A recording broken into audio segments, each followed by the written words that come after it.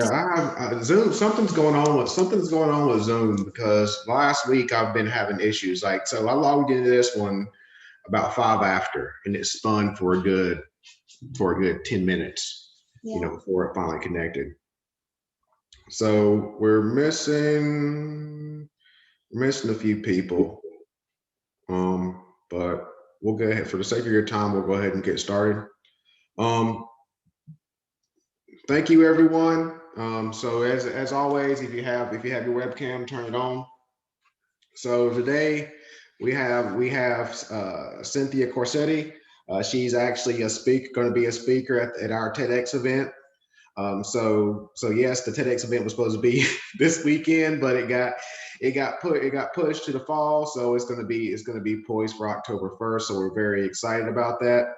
So Cynthia is coming here to whip you all into shape. So I've been talking about, been telling you all about, how to prepare for the future and for your careers once you leave Penn State. All these students, so Cynthia, all these students are seniors, are about to graduate. When I always discuss, the importance of um, preparing for their careers, once they complete their program. So I'll hand it off to you. Just tell us about yourself, tell us what you do, and like I said, whip them into shape. So, hi, everyone. It's very nice to meet you. I'm Cynthia Corsetti. I'm an executive coach and a career transition coach. I actually specialize in executive career transitions, but throughout my career, I've worked on a whole lot of different levels. So what I'm going to be sharing with you today is perfectly appropriate for where you are in your career and just getting started. A couple of things I'd like to ask you though. I want this to be interactive. This is a discussion about interviews, about LinkedIn profiles, about all of those things. So if you could keep your cameras on, and if you engage, I am not afraid of bribery. And so in order to try to keep you engaged, I'm going to offer you, if you keep your cameras on and you stay engaged and you do the hot seat, if I do some interview questions with you and practice and you ask questions, at the end of this, I will share with you a link that each of you can sign up for a $2,500 course that I have. It's called the Job Search Boot Camp. I only sell it I sell it. It's a marketed thing, but I have it off the market right now, but I will give it to you. It's a $2,500 value. It gives you interview tips, videos on that, practice questions, tells you how to do some stealth work to check out the companies before you go on, tells you how to clean up your social media, because we do look, employers look. It's not good, but we look. I need that module. Yeah, yeah. So I'll give it all to you for free. All I'm asking is that you engage in this conversation, because it's not useful to any of you if you don't engage. Sound like a deal? Yeah, I have two of you engaged, so two of you with cameras on. So first thing I want to know is, do I have permission to share a screen? Can I share my screen? All right, give me a second. And like I said, anyone else, if you have your cameras on, please do that. Thanks, guys. We'll do this. It'll be fun, I promise. I'll put you in the hot seat, ask questions. Make co-hosts. That should give it to you. Start off by sharing a screen. We figure out which desktop I'm on. Desktop 2. Let's do that. And can everyone see this now? Yeah, I can. Right, I'm going to go ahead and play a quick little video for you just to get you started on this, because this is really, like, you guys are going to be dealing with interviewers, and honestly, they're clueless. So we're going to teach you how to handle an interview when they're clueless. So here we go.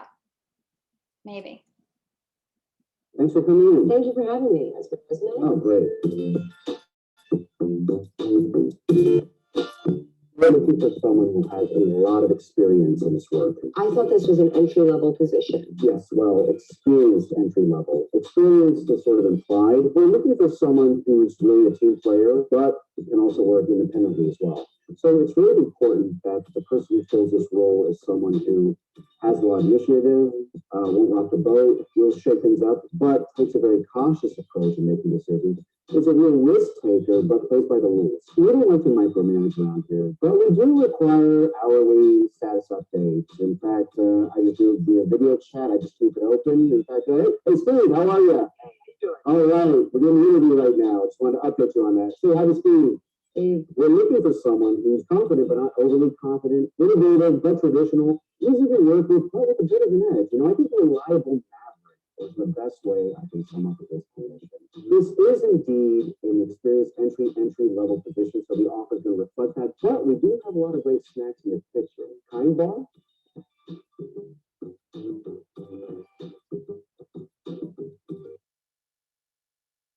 So that is just, I just wanted to share that with you because we've all had really crappy interview experiences.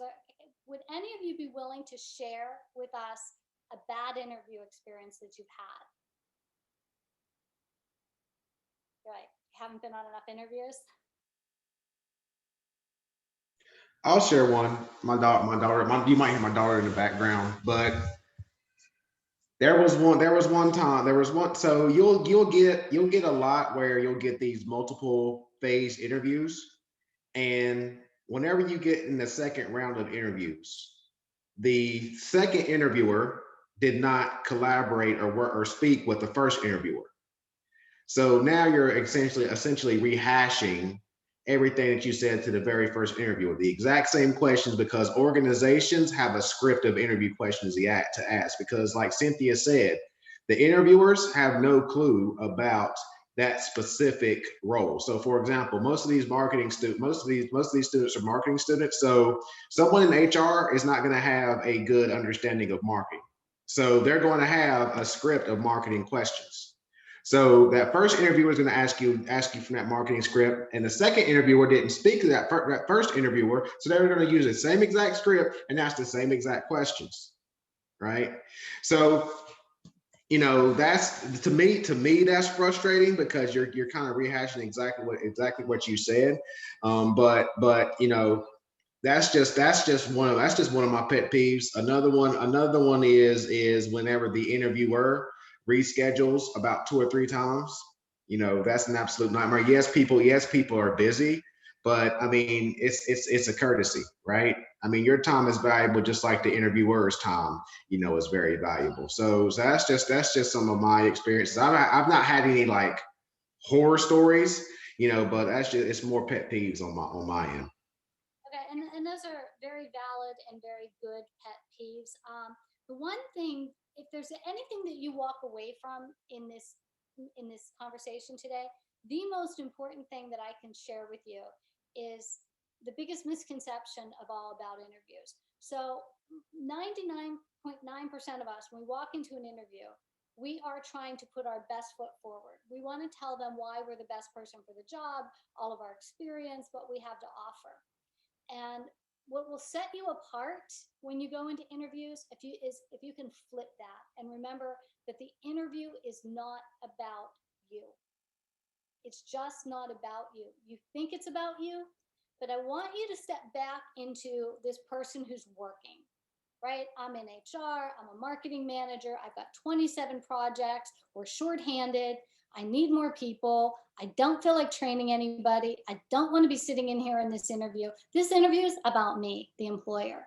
Your job when you walk into this interview is to convince me instantly that you can hit the ground and you can solve my freaking problem. That's all I care about. I don't care about, I'm going to ask you a million questions.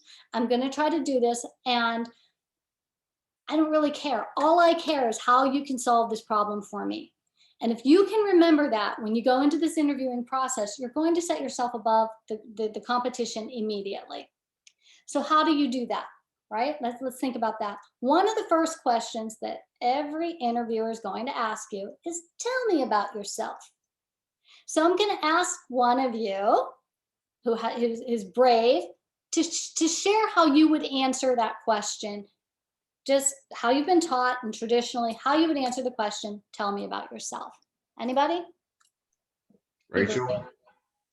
She's smiling. She's making eye contact. You got this. Okay.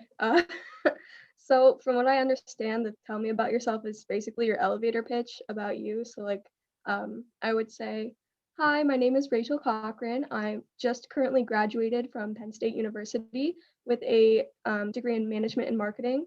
I'm looking, I applied to your company because I like that it's a small business and that it's very close knit and you do a lot of good work, even though you are a small company. I don't, I don't know. Something Keep along going. That's what this is all about, right? It's better to go through it now than to go than a fumbling interview, right? Yeah. Right? Keep going, please. Oh, geez. um, I believe that through my many management and marketing classes and with my internship, I am very prepared to take on the responsibility that this job offers. And I believe that I'm a good candidate because I am very enthusiastic about the field, have a good amount of experience in it, and Is that my computer knocked up? Okay. No, it was, yeah. that was me. I'm sorry. That's okay. So here's where I want to jump in. Okay, first of all, your answer was very good. It was a very good answer. And every other candidate who walks in is likely going to give a very similar answer. But our goal here is to make you not be like every other candidate that walks in the door, right? Our goal is to make you stand out. So I want you to accept the fact that that person has your resume in front of them. So when we repeat what's on our resume, we're kind of insulting their intelligence. We're also probably calling them out on the fact that they likely may not have read your resume, but that's another issue. So if you go into that question of tell me about yourself, right? And you keep in mind that this is about the employer, you can say something along the lines of, well, obviously the basic things on my resume that are right in front of you, I'm a graduate of Penn State, I have a marketing degree, and that's all good. And I won't recap that for you. But you know what's not on my resume that I think is really important for you to know about me? And then find something that really ties into the job that you're looking for, that makes you unique, that makes you stand out. So what might that be? That might be, when I was in high school, I started my own company and made, whatever it is that sets you apart. That's what they're going to remember. Okay, that's a really important thing for them to remember. So every question that you answer, you want to answer in a way that's about them. Or you can even look at the job description and you can see something in there that you know they're looking for. So what's not on my resume that I think that you'll be interested in is, I see in your job description you're asking for this. I had the best experience doing that in X. And it's an art form to learn how to take past experiences and make them relevant to the job description. So I have a tip for that, okay? And what I encourage, especially at your age, it's a little bit harder because you don't have a ton of work experience. So when my daughter, she graduated from law school, and I had her do this exercise, and after about 3 hours of rolling her eyes at me and telling me it was stupid, after like her third interview, she said, "Oh my God, Mom, thank you so much." So this is a really important exercise for all of you to do. I want you to think about an interview as being about that company. So they have a need to fill, which is how you do your job.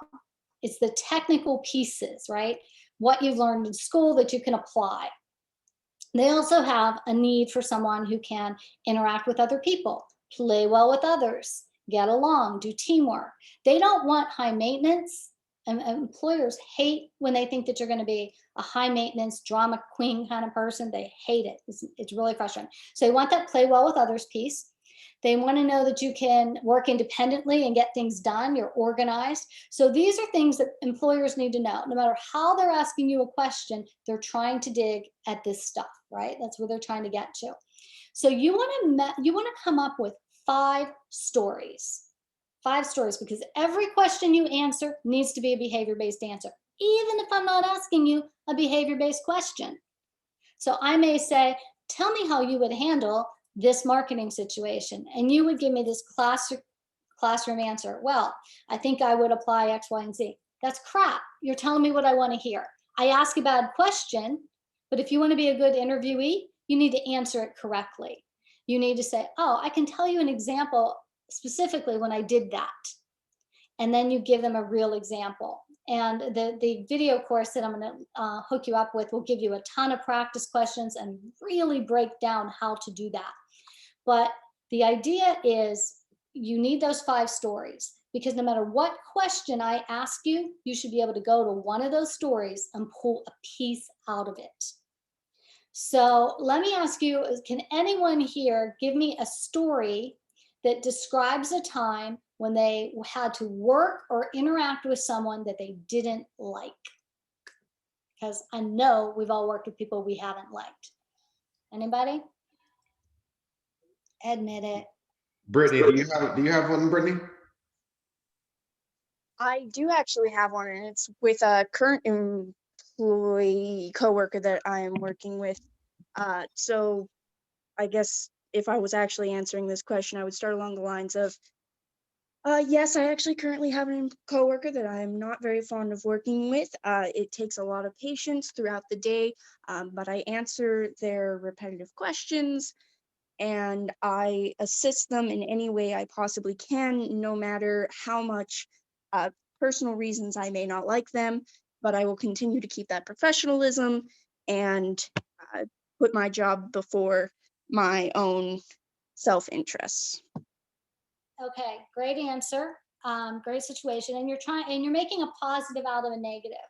Now, where I would encourage you guys to go deeper is that I want to be interested in your answer, right? As somebody who has to sit here in these interviews and maybe interview 10 people in a day or 5 people in a day, I don't want to be here. You want to draw me in and you want to stand out. So if Brittany's telling me about a candidate or a coworker that she's currently working with, there's a couple things that I need to know. I need to know what the situation is. She's working with this coworker every day. I need to know the task she's been assigned, like she has a job to do. What is that job? And I need to know what she's doing specifically about that coworker so that she can resolve this issue. Now she's telling me she's dealing with that issue, but as an employer, maybe I want to hear how she's going to resolve this issue or how she has resolved the issue. Because every single answer should have a situation that you're in, like tell me the story. It should have a task that you're trying to accomplish, and then a laundry list of things you did to resolve the situation. So in Brittany's case, it might be something like, yes, I have a coworker that I'm working with right now. She's very difficult, and at times that impacts my ability to get things done. You know, there's just a lot of drama in the office, there's a lot of gossip, a lot of this, whatever it is. And in order to try and resolve that without causing more friction, you know, I decided that I was going to, you know, have office hours where, you know, I can't be interrupted, where I'm going to be focused on this job. And that's when I get that work done without having to let someone else's office drama interfere with me. So I've resolved the problem. Like, I'm not in a position necessarily where I'm going to go and tattle, or like, that's not the image that I want to try to portray, but I want to say that I can solve a problem. Like, so I have a problem, I found a result, and I moved on. So that's a complete interview answer. So now Brittany has this story that she's already shared. So now maybe one of the next questions that I ask in that interview may be, can you tell me about a time when you've had to manage multiple tasks at the same time? How did you prioritize and what happened? So I'm looking for another situation. Well, you only have 5 stories memorized, right? Well, maybe the Brittany story with a coworker that she doesn't like can also be used in this situation. So you say, oh, remember the story I just told you about my coworker that we don't get along with? Yeah, well, it's compounded because like last Thursday we had, you know, 5 projects due, and then you just go into that story. So it's one story that's very complete and you're able to pull pieces of it from. And you need to know these stories literally like the back of your hand. So you should be able to call them on a dime. They need to be rehearsed. They need to be perfect. And if you can do that, every single other person is going to be stuttering. They're going to be trying to lie. They're going to be, we catch lies. Like, and I don't mean lies like I graduated from Penn State when you really quit after your junior year. Like, I don't mean those lies, those get caught. I mean the little lies. Like, why did you leave your last position? Because I got fired, but I don't want to say I got fired. So you make something up.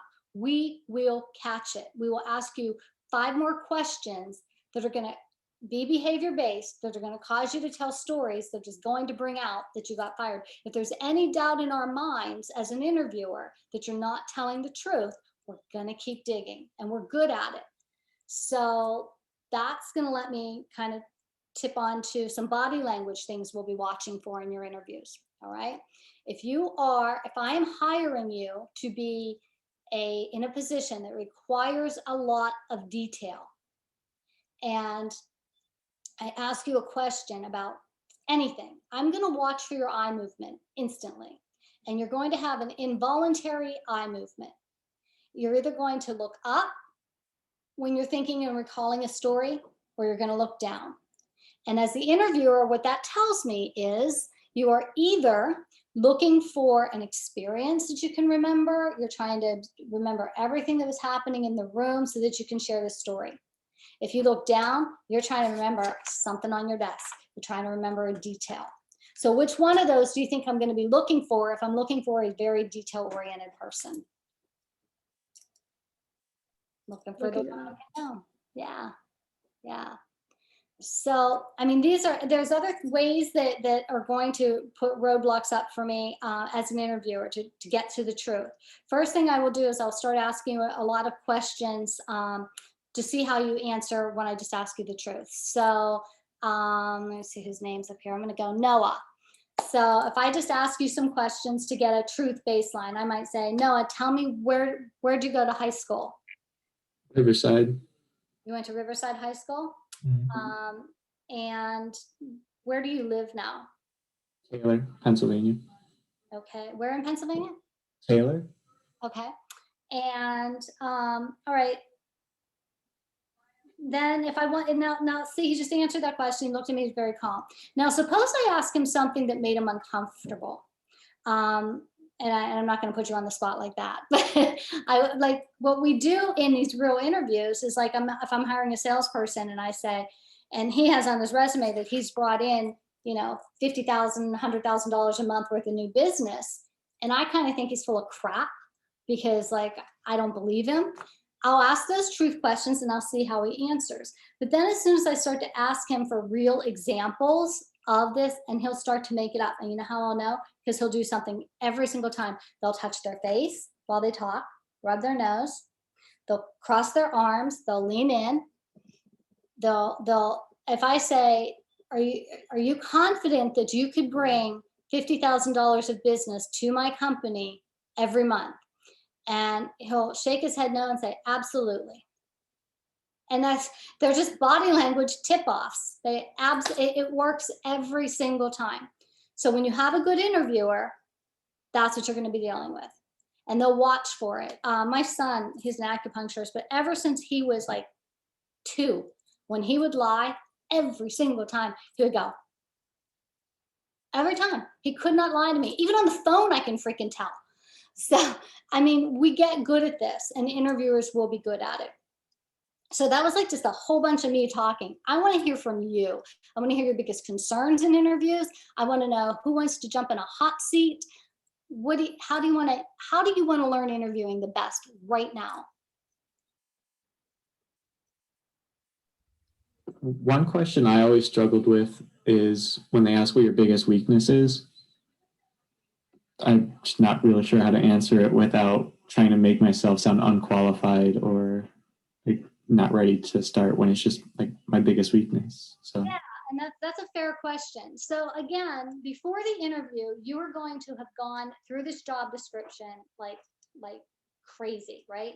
The first 3 things listed on a job description are the things they really need the most. As you go down, they're not as important, right? So you're going to know the job, you're going to know what they're looking for. So you want to choose something as your weakness that they kind of mention maybe in their job description, but it's not super important. So you're not going to make like one of their top 3 needs your biggest weakness. But your weaknesses can be things like, I'm so much of a perfectionist sometimes that it makes me hesitant to start a project. And so I have to work on that and give a resolution to it.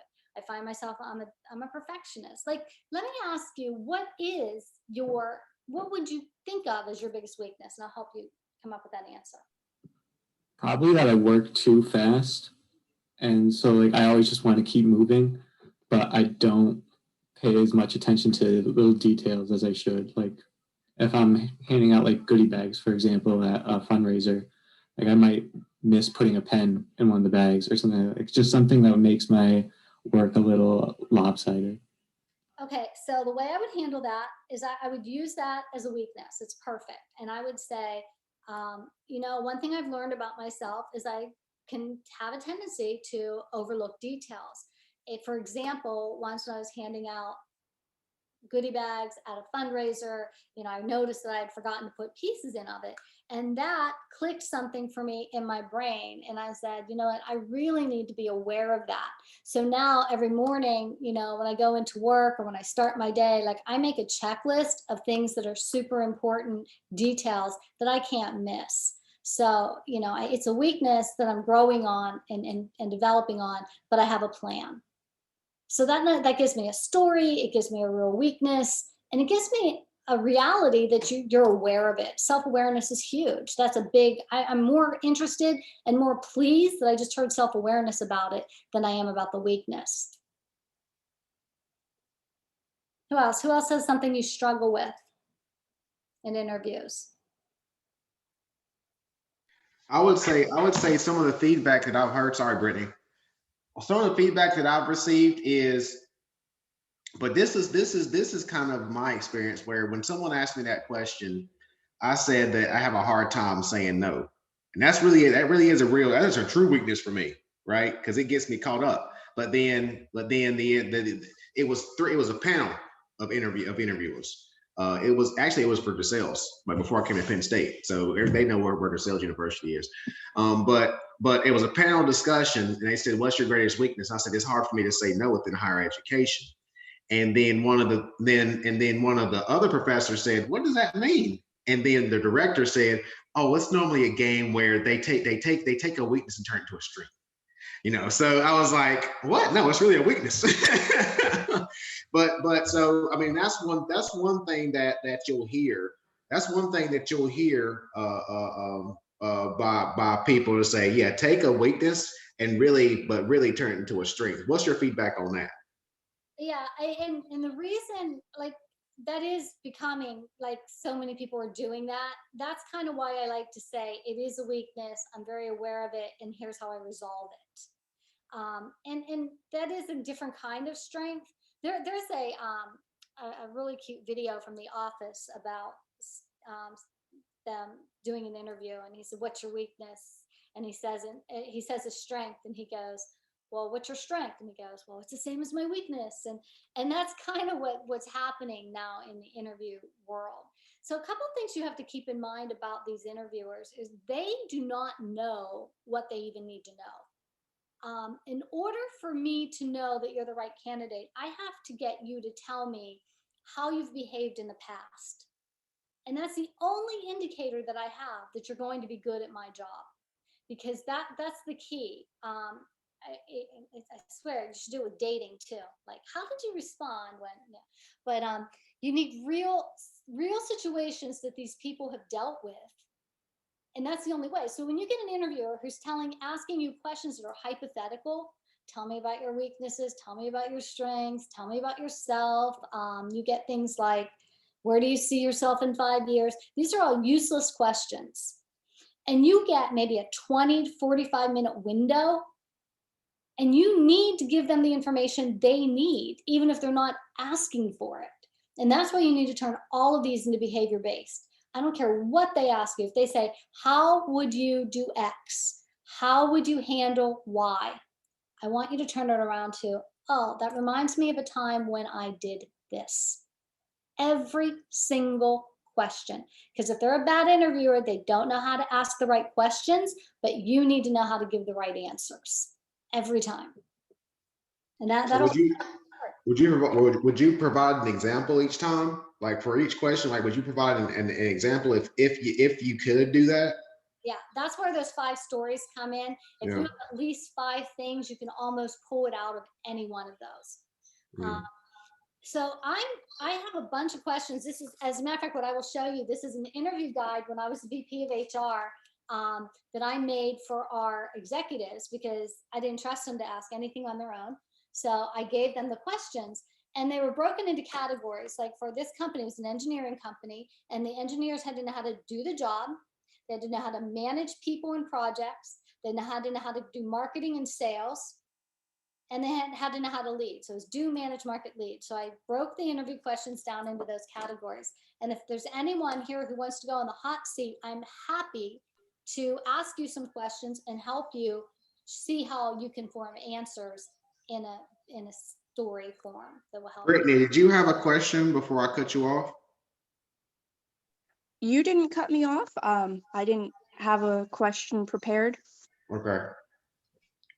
Do you want to get in the hot seat? Is this your way of saying I'm going into the hot seat?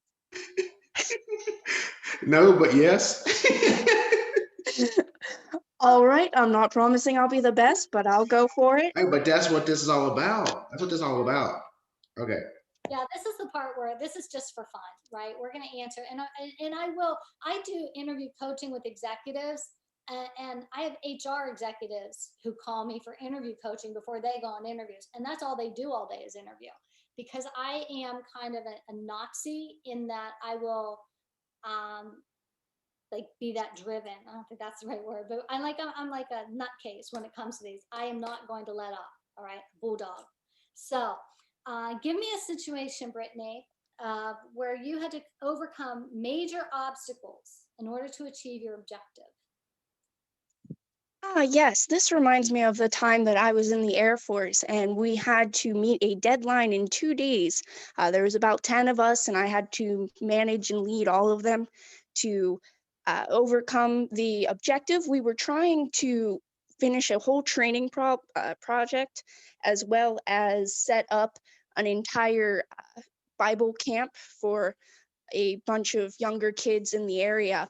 And we only had 2 days. We were short notice. There was a lot of things that we had to overcome. Catering on a short term, we had to send out the invites, make sure people were actually going to come on short notice, as well as set up anything that would be necessary for the camp uh, with all of us involved. So I had to overcome this by leading everybody, delegating work to make sure that everything got done, and manage and evaluate as my teammates were doing it to make sure they were completing it. We did end up completing it in the nick of time. Okay, that was perfect. I would like you to give me a little bit more on the result. I mean, that was perfect. She told me the situation very clearly. She kind of drew me in to hear the story. It was excellent. She told me the exact project, obstacle, task she was faced with. She told me the little laundry list of things she had to do to overcome this obstacle and achieve this task. And the only thing I would like to see a little bit more is, yes, we achieved it in the nick of time. And I would like a little bit more on that. But other than that, it was an absolutely perfect answer. And she's obviously got more experience to draw from. So what about those of you who, Brittany, first of all, do you have any other follow-up or any questions you have based on? No, I do not have any questions or follow up to that. Thank you for the feedback. Yeah, it was very good, very good. That was very good, Brittany. Who don't have as much experience, how would you draw, where do you go to, like some of you are going to have to go back to volunteer work, high school, college classes. You're going to have to pull stories without having a lot of work experience. So let's try someone who doesn't have a ton of experience who wants to try a question. Yeah, see these people, the people that stayed on, because we had like 7 people in here and they dropped off because whenever they said we weren't lecturing. So the people here are the ones that have experience. Once You you know, needed it, dropped off. exactly. And I'm not too happy about. I'm not happy about it. They're going to hear about it. So, but that's beside the point. Rachel, do you have anything?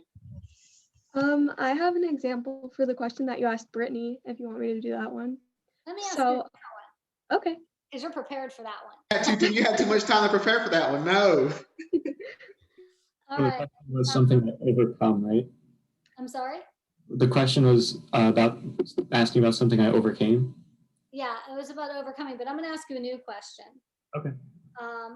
And this could go for either one of you, whoever wants to jump in with the answer first, but give me an example that would show me that you've been able to develop and maintain productive relations with others with different points of views. I could take this one. So I've been working from the time I was 14, at least 20 hours a week. Right now I'm working 64 hours a week, counting my classes and credits. And I haven't heard any complaints or anything about how well I work with people. I've worked with people from all different kinds of social classes and backgrounds. And I've even supervised members of teams, and a lot of people enjoy working for me when they have the chance. And I really like meeting new people. So I feel like me getting along with others has never really been an issue for me. Okay, and that's a good answer, but I'm going to tell you it's very broad. In order for me to know how you've behaved in the past, I want to know specifics. Exactly what you've done in the past that's going to show me what you can do. So what I'd like you to do is give me one specific example of time when maybe someone didn't agree with you and you still had to work through something with them. Okay. So I was a supervisor at a food court at an amusement park. And as supervisor, it was my job to just delegate tasks to the other people who worked there when there was no other bosses around. And it was around closing time, and we had a lot of dishes. We had to mop and clean the grill and things like that. And I was the only one on who knew how to clean the grill. But because I was younger than the person who was working with me, they refused to wash the dishes, and like through that, like just started yelling at me and got really I can't think of the word, confrontational. And so I just like calmly said, okay, like I'll start doing the dishes. Gave them something else to do, and like 15 minutes in, my boss came in and like reprimanded them because I wasn't comfortable to do that, even though I was being yelled at and I was their superior. It just wasn't something I was comfortable doing at the time. But from that point on, like I got permission to just put people like that are being disagreeable and like explain to them that I've been here longer and that when I need somebody to do the dishes, like they're gonna have to do it. And that's how it's gonna have to be. Okay, so do you see the difference in the answers? Like one was just very general and broad and really didn't tell me about your problem solving skills or your interrelation skills. But when you gave me a really specific story and an example, I was able to extrapolate and figure out that you did handle it well and you came up with a result. Okay, and always don't forget that the result doesn't always have to be positive. You know, sometimes things happen and the result is terrible, but you learn from it. I mean, you learn, okay, note to self, that will never happen again. But it's still a story that tells me why you're more valuable to me as an employee. Self-awareness, you learn from your mistakes. You have real examples. I know how you performed in the past. Okay. Go ahead. I like that. I like to specifically ask that question whenever I was interviewing people, especially in the consulting industry. Consulting industry is easy, where you say, tell me a time where a project failed and how you reacted to it and what you learned from it. I want to get those specific experiences on how you learn from a failed project. Especially in I know disciplines are different, but like failed projects, that's the question I used to ask often. and how you trying to kind of, pivoted and what you learned from it. Because that's going to bring value in my industry, Right. because there's a lot of risk in my industry, so that's just another thing. And is absolutely correct in that. And when you do something that's too broad for your answer, or you say hypothetically, well, like if he's to tell me about a situation where you failed, and you say something like, well, there's been a lot of times probably where I failed, everyone's failed. Like if you go broad like that, you're not helping yourself at all. You really need to be specific. That's why when I say have 5 stories, and I'll give you, all of you that are here, I'll give you the link before you leave to get the free course. But those who dropped off don't get it. We're gonna stop the recording too. So just remind me, because I'm not happy about that at all. So They get nothing. when you join the course, we'll dive into that as well. And it's coming up on noon. So I want to ask you, I can keep going on interviews, but I was thinking about shifting from here to your social media, LinkedIn specifically, how, why, and what you should be doing with it to help your career. Do you want to go that way, or do you want to stay with some more interview questions? What do you want, Rachel? We got 15 minutes. We have 15 minutes, so we go to 12:15. So Rachel, you want her to ask you a question, or you want to go to social media? I'm fine either way. I don't mind. Okay. Cynthia, how long is the social media discussion going to take? It could take 15 minutes. It could take 10. Like I can do both. Okay. I can ask Rachel. Do you want me to ask you a question before we go into Sure. that? Let's start practice one. Tell me about a time when you worked effectively under enormous pressure without all the necessary resources to accomplish your task. So I was a children's soccer coach before COVID, and I would go to daycares and I would work with children 2 to 5 years old. In one instance, I went to a daycare where I was working with 3 to 5-year-olds, and I would normally have a teacher that would come out and help me with managing all of the children, because I would have about 12 children at this daycare with myself teaching everybody. And the one day the teacher was unable to come outside with me. So I had 12 children to manage, keep an eye on, make sure nobody was hurt. And I also had to get my lesson done. During that time, of course, the lesson that I had, the children weren't understanding the game fully that we were playing. So I had to adapt the game on the go to make it fit their understanding better. It was a little too high for their age level, so I had to bring it down. Eventually, I did get them to calm down and play this adapted version of the game, and we ended up finishing the class out strong. So I was able to adapt and get everybody to come together at the end of the day. That was a very, very good answer. I liked that, like, what was going through my head as the interviewer is thinking like 12 to 1, like Custer had better odds. So when you showed me that you were able to overcome, pivot, change the way you were doing things, not lose your cool, I learned a lot about you in that one story. So later, if I were to ask you another question about a time when you disagreed with a coworker, you can say, do you remember that coworker who didn't come outside? Like you can go back to that story because you know it really well. And that way you're not repeating, you're not like on the fly of that. All right. Okay, thank you. That was a very good answer. So it sounds like you guys have this with some practice in the course. There's a whole boatload of practice interview questions.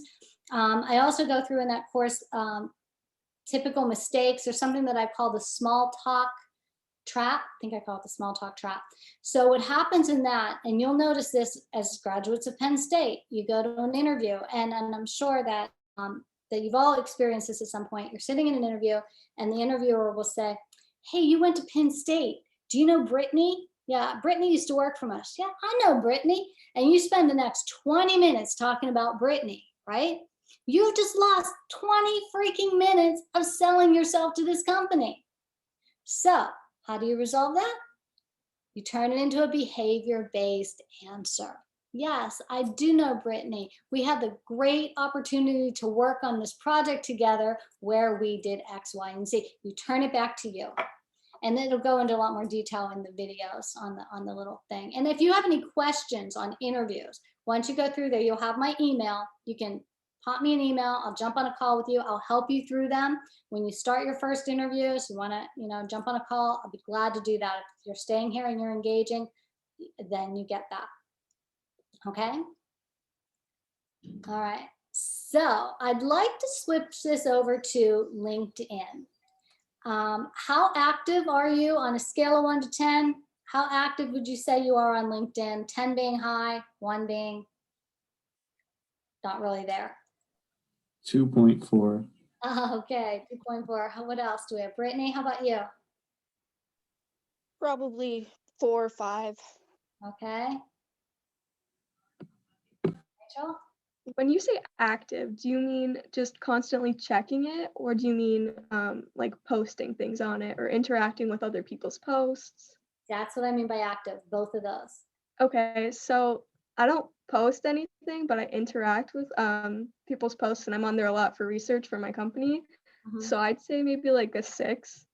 Okay, so here's what I want to share with you about LinkedIn. It's different than any other social media that's out there. And when it comes to your career, it is probably the most important tool that you have. And every single day that you are not building your network and engaging with your network, that's one day that you are impacting your career growth, your career network. There's not one thing I do in my world that doesn't start with checking my LinkedIn connections first, every single time. So let's talk about why LinkedIn's important in your job search, first of all. There's different ways that employers are going to get to know you. So the first way, a recruiter calls you, or you call a recruiter, or you see a posting on Monster, Ladders, or wherever, and you send in your resume. So I'm now the employer. I get your resume in my hand and I look at your resume. You know what I do next? 100% of the time, I go to your LinkedIn profile, because I want to know that the people I'm bringing into my organization are out there. They're thought leaders. They're respected. They're posting valuable things. They're interacting with people. They have a large network.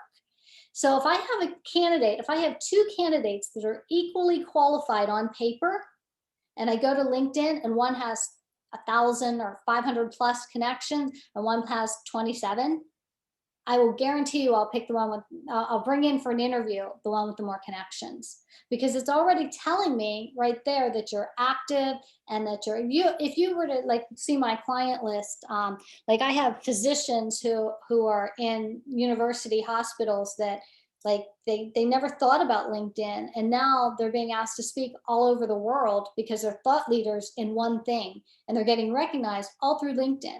And it's like changed the dynamics of their careers. And LinkedIn can do that for you no matter what level you're in. So every single word that's on your resume needs to be on LinkedIn. And also, so does your, exit this over here. Everything that's on your LinkedIn profile, and then you need more. Okay, your LinkedIn profile is your portfolio. Like in the old days, you used to have to take a portfolio of your work. Everything should be on LinkedIn. Examples of your work, papers that you've written, everything should be on LinkedIn so I could find it. So that's one way that your LinkedIn profile is going to be valuable to you.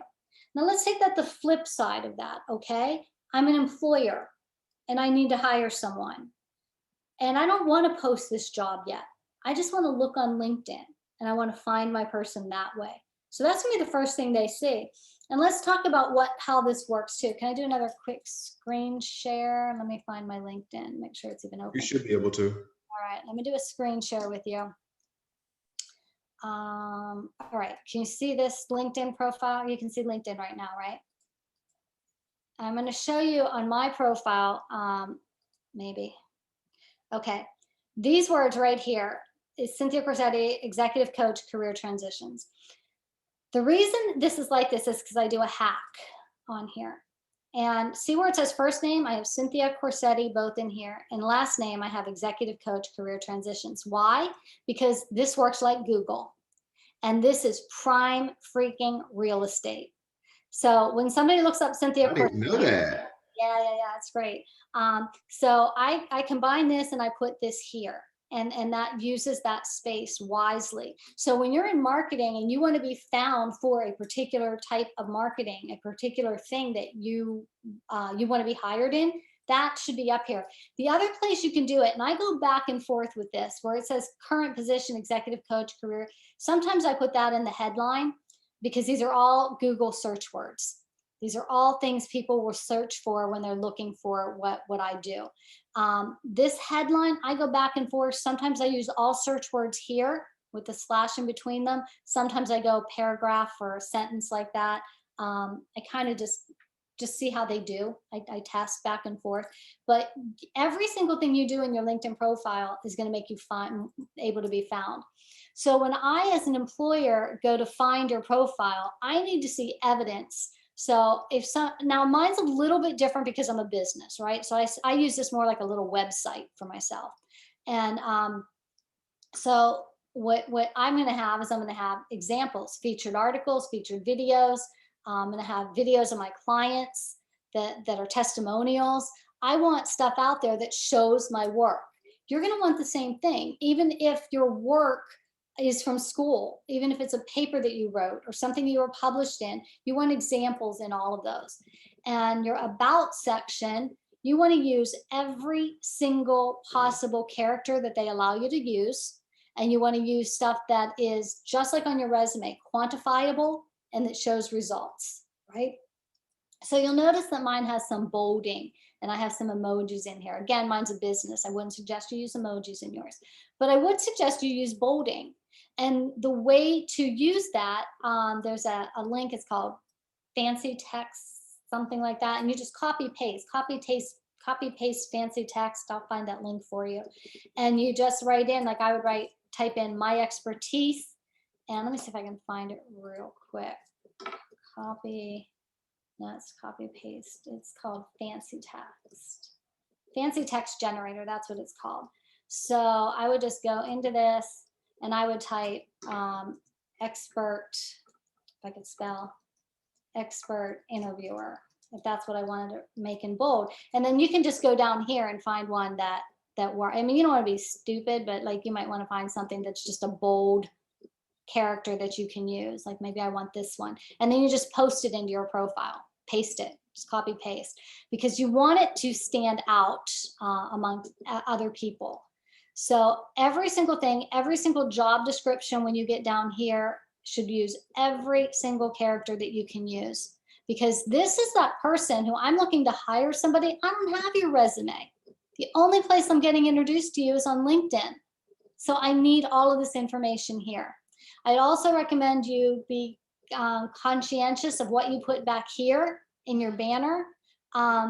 Give something that kind of gives a little bit of a story about who you are, or shows you in action. You know, our TED Talk speakers have their TEDx usually on there. If you've done things in classrooms doing presentations, get some shots of that so they see you in action. So I would encourage you to do that. The other thing that I want to tell you is important in using LinkedIn is how often you interact. So when I'm looking as an employer and I want to hire somebody, I'm going to scroll down to the, let me go to somebody else. I'll go to, I gotta find you just, hold on, let me go to your, doggone it. I'm going to go to Dr. Goldston's here. Say we have the TEDx back here. Now, what I would do if I were thinking of hiring him and he were on my radar and we're going to bring people in for an interview, I would go down here to his activity and I would look at all activity. And I'd want to see what he's posting on, what he's liking, and so on, what he's commenting on. And I would look at everything that he's posted. I'd look at his articles. We don't have any articles. I look at his documents, and I just get a feel. This is where I'm going to learn about you. And this is different than any other platform that you use. Your social media, clean it up. Don't think people won't look at it. They will look at it. Yeah, I obviously have to clean mine up because I see what people see. She put me on the spot. You see how she did that just now? We look, man, and we do. It's out there. And especially, I had to I had to get myself on track with politics. I just shut up, do not engage, do not engage, do not engage, because no matter how much you want to engage in this stupid argument, it's going to come back to bite you. It will come back to bite you, whether it's Facebook, whether it's any of those other platforms that are out there, Instagram. Just try to remember that everything on there is going to show up again someday, somewhere where you don't want it. So use it wisely. The other thing about LinkedIn is when you go to reach out to somebody, always send a personal note. Always. Don't just send that generic one that LinkedIn sells. Look at their profile for a little bit, follow them for a while, like their stuff, like their comments, and then they do a personal invite that says, hey, I noticed that you've been commenting a lot on this topic. It's really interesting. I'd like to follow you. And then interact with your contacts on there regularly. You need to be active. If you go into my inbox on my LinkedIn, I mean, I've got Sales Navigator and I've got regular LinkedIn. I've probably got 2,000 messages in there on any given day. And because this is your professional network, period. And I'm rattling on. Does anybody have any questions before I know we're going to wrap up? What questions do you have? I always, go ahead, Noah. No, you can take it. Oh, okay. I always have trouble figuring out what to put in that about section on my LinkedIn. Like mine's very scarce. I have no idea what I should be putting in there, or like how to like kind of take things from my resume and put it in there, if that makes sense. The resume copy paste, like literally copy paste. Everything that's on your resume needs to be on your LinkedIn profile. Some of the about section that I'm going to give you, in addition, I'll get, if you sign up for the course thing, if you give me your email, I'll have it. If not, I'll send it to Dr. Goldston. I have another program. It's just a Trello board. It's called Leverage LinkedIn Career Accelerator. And it'll really walk you through a lot of tips like that. Just what to do, little videos that I've shot. That's not like a paid course. It's just a little free thing that I have, but it's useful. So I'll give you that access to that too.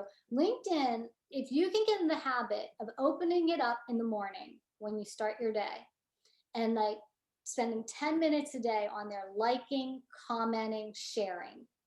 Share articles that you think are relevant that other people posted. Share articles that you saw in Forbes. Share something that you've written. Share just whatever you want that's professional. Anybody that's in your network and you share their stuff, you're building that relationship because you're helping them, because now everybody in your network sees what they posted. So that's important. So if you can do it 10 minutes in the morning and maybe 10 minutes at the end of your day and just get into that habit, when you need a job, when you need somebody to help you, you're going to have the network to do it. Guaranteed. That's huge. That's huge. Like, so I'll reach out. I know some of you have to leave, so you can drop if you want to. So yeah, that's one thing where, I'll have people reaching out to me, for just looking for employees, and I just go to my LinkedIn and I say, oh, here's this one, this one, this one, this one, this one. You rattle off 5 people and because they're looking for it, and that's saving them money. Now they don't have to pay these job boards to put out a call. You just reach out to network people on LinkedIn, and then you find employees. So you're saving them money, So, and then sometimes they'll give you a finder's fee. But anyway, that's not the point. But anyone else have any questions? You kind of answered mine. I was going to say one of the ideas I had to kind of liven up my profile would be to post book reviews of like professional self-help books. I read a lot of those, like the 5 a.m. Club, or like reading The Intelligent Investor right now. And when I get done, just to share my a quick paragraph opinion on them. Would that be something good to post on LinkedIn, or is that unrelated to? No, I think that's a good idea, but what I would encourage you to do is tag some people. Like when you post it, tag some of your connections that might be especially interested in it, because that automatically makes them look, it automatically makes them comment, and automatically pushes it up for the algorithms. And tag the author too, because I've had some situations where I've tagged the author on something, or the presenter on a YouTube, and then they connected with me, and now we have a relationship. There's nothing to lose with that. And because of technology now, you do a video, because from my experience, I get more clicks. I get more clicks on videos. So like if I forward a video, if I record a video, I'll get a ton of views on that. So when you do your summary, I would do a 30-second video summary as opposed to typing it out. Absolutely. You get a lot of views on that. Yeah, videos do really well. Yeah, so I hope that some of this was valuable for you. I'm here to be a resource. Connect with me on LinkedIn, and I post a lot of stuff on there on my website. I'll share the link. Is there a chat in here that I can paste that link into? Or I don't see a chat. No, Penn State's cheap. Just go ahead, send me a link, send me a LinkedIn message, and I'll post it. I'll post it via email. Okay, sounds good. And thank you guys all for your time. And yeah, anytime you need anything, please reach out. Yeah, reach out to Cynthia on LinkedIn. You know, and like I told you all before when we had a live speaker, reach out to these speakers on LinkedIn because they're more than happy to help you out. You know, don't be afraid. Don't be afraid to reach out to these people. That's what they're here for. You know, and I get frustrated whenever you know we have these speakers want to come and help you. You know, and don't be shy. Don't be shy because they're here to help and they have a lot of experience. All right. So Cynthia, thank you for your time, and I'll see you tonight. See you later. Bye-bye. Thanks, guys. See you. Thanks. Thank you.